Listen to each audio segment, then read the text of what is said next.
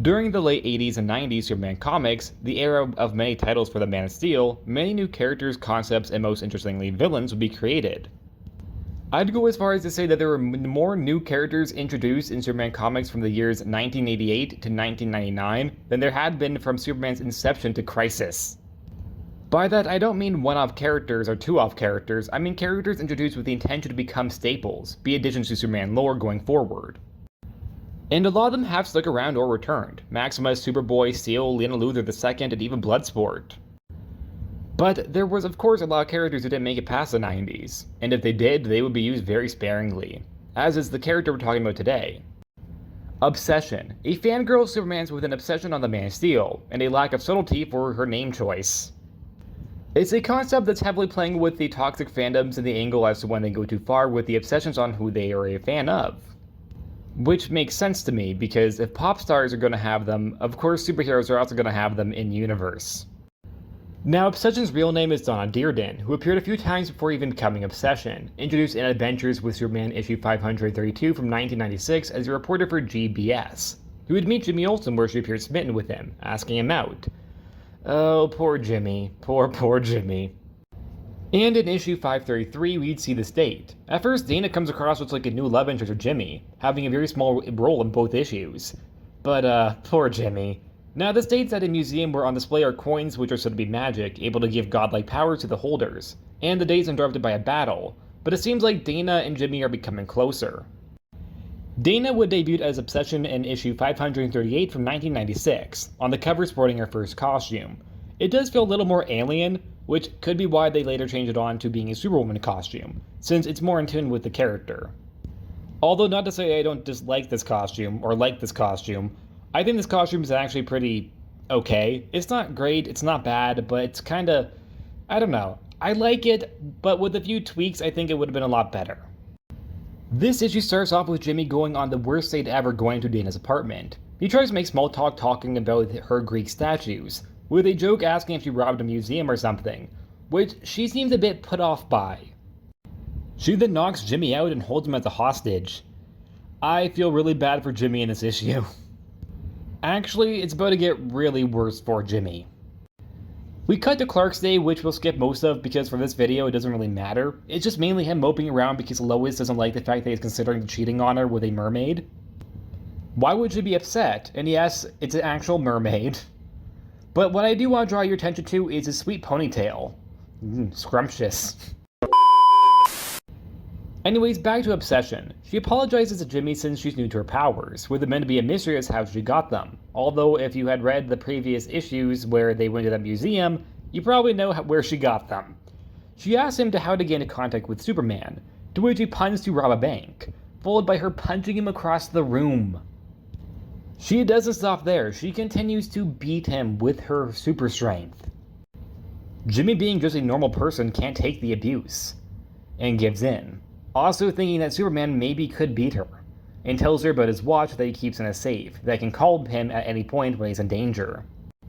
And it works, only for Superman to arrive to this. Dana dressed in a green and purple jumpsuit surrounded by the photos of Superman that she keeps on her wall. Superman is of course worried for Jimmy since it's his watch and that he demands to know where he is. When she doesn't tell, he's willing to kill her, but her powers are shown to at least be able to hold their own against his. She goes on a rant on how romantic it is, and how romantic he is, and how much she just loves him.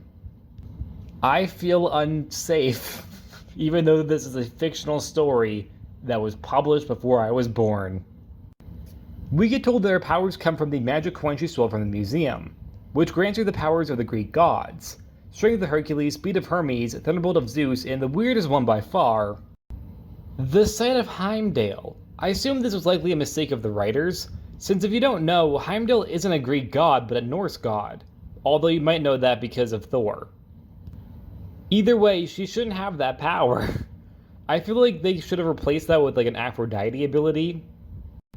Superman then tries a new approach, pretending to play along with the delusion to drop he's going to turn her in regardless. It's saying it's because he can never love a thief. That's why? That's why. Not because she beat the living crap out of your best friend, not because you're engaged, but because she's a thief. I also feel like there's some subtle shade there for Batman loving Catwoman. Since her powers are magic-based, she's able to catch the upper hand in a fight. However, due to being untrained, she's not entirely sure how to use her powers. Using her powers trying to hit him with lightning only to miss and hitting a cruise ship instead, where we see that she's genuinely upset with herself for letting it go that far, because while she's dead-ass crazy, she doesn't want to be a killer.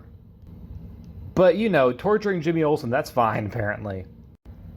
Dana actually helps Superman save the people on the boat, going as far as saving the ones that Superman can't even see, because the lead-lined walls making it impossible to see through them. But because of her supposedly Greek god Heimdall powers, she's able to see through them and get the people out. She even stays on the boat, presumably dying with it exploding after everyone's gone. Why does it explode? But we also get a news report afterwards confirming that her body hadn't been recovered, nor any trace of her death. Which of course means she's alive. Which I feel like you don't even need to read that part to know that. Considering the fact that she was shown to be invulnerable on par with Superman, I'm pretty sure she would survive an explosion. Although Superman himself doesn't think that. He might just be hopefully thinking that she's dead. We wouldn't see Obsession again until Superman the Man of Tomorrow issue 10 from 1998, which is during Blue and Red Superman, where Obsession is really excited about there being two Supermen. This issue, interestingly, despite being a Superman comic, isn't really a Superman story. Also, the stuff with Obsession having that ideal about there being two Supermen, I know what it's implying. They don't outright say it, but we all know what's implying. Obsession is waiting for the Superman in the Fortress for when they return, only for then Maxima then to show up, claiming that she's the one for Superman's heart. Obsession offers for them to just share and pick one, and no, the Supermen don't have a choice in this. Maxima, however, isn't up for sharing, and leading to a brawl between the two women fighting over Superman's love. This issue could be viewed as either fun or potentially sexist, or maybe just of its time. I do think the two fighting is actually pretty cool and there's a lot of cool moments, but I think it would have been better if it was over something else than just their love for Superman. In fact, I think it would have been interesting if Maxima was just defending Superman, which wouldn't at all be out of character for Maxima. Obsession is powerful, but no match for Maxima, being both a mental and physical threat, using her powers of telepathy to torment her, making her think that that there were four Superman that loved her, making her think that she killed the real Superman, all until she finally admits defeat and flees the fortress. Obsession would be a villain included in the Superman Villain Files one-shot from the same year, where the character is given a little more detail, such as running a Superman fan website, even having it before she met Jimmy. Also, this one-shot is the only reason this video even exists, because I didn't know she existed until I read this one-shot. Because I was going over all the villains, and I was like, oh, I know who that is. Oh, I know they're obscure, but I kinda know them. And then there was Obsession, I have no idea who Obsession was. But now I do, and so do you. Her next story would sadly be her end, this being Adventures with Superman issue 574 from the year 2000, where the character would appear in her Superwoman costume, which for some reason includes the 80s Supergirl headband. Obsession is really upset, learning of the recent scoop that Superman was seen with a wedding ring on, and attacks him randomly, seeing it as cheating on her, being even more delusional as she ever has been, thinking that they're a married couple. Close by to their fight, a group of robbers are in action who take the drug DMN, which is a demonic drug that makes you a hellspawn.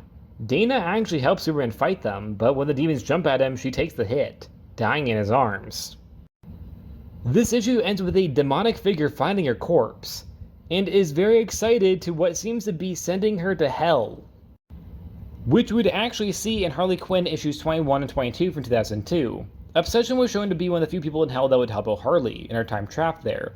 Dana was shown to have actual remorse for her villain actions, even sacrificing herself for a second time in hell for the group that she was working with to get away. Although since they're already in hell, one could assume that she didn't die again, but just went to a different part of hell. Obsession as a character I think had some glimmer of potential, but for the most part had some very uncomfortable advances in dialogue. I think the character's motivation being so heavily tied to a crush for Superman makes her hard to have a comeback for more stories, because they get repetitive over time. In fact, I think the character could have had more original stories than the ones she got, but instead her stories felt very much the same as they all were. She goes after Superman, feels bad, helps Superman, and then it's implied that perhaps maybe she's changed. Although, to be fair, for the last one, she did technically die and was shown to have actual remorse in hell. But for the most part, it was a very cliche story every time she showed up. The only time I thought that the character really shined was when she was fighting Maxima. And even then, the character really was only fighting her for her love for Superman. Well, Maxima, who also has a thing for Superman, is a bit different, since for Maxima, she wants to mate with pure strength rival to her own. She doesn't actually love Superman, just wants someone as powerful as her, which doesn't always mean Superman. She also moves out of this mold, joining the JLI, and becomes an ally to Superman and Supergirl. The character Maxima has a various amount of stories to be told and has been told. I think Dana could work with some tweaks, biggest to her dialogue, since some of her lines make it feel like Clark needs an adult. The idea of Superman having an obsessive fan does make sense to me. In fact, I'm positive he has multiple. After all, she had that website. I don't know if we'll ever see the character again, and to be honest, I don't think anyone really cares, since she really does come across like a poor man's Maxima. I think if the character does come back, a cool place could be have her against Livewire, since the two of them have very opposing feelings about Superman, both of which they share to the media. And really interesting to me is the fact that Livewire was fully redeemed and forgiven by Superman, while Obsession never could be. And I think that says a lot about Clark as a character. He's willing to forgive his biggest hater, but not his biggest fan. I don't know, I think there's something there. It could work. Probably won't happen, but it could work. And that's it. Like always, please like, subscribe, and I'll see you guys next time. Bye!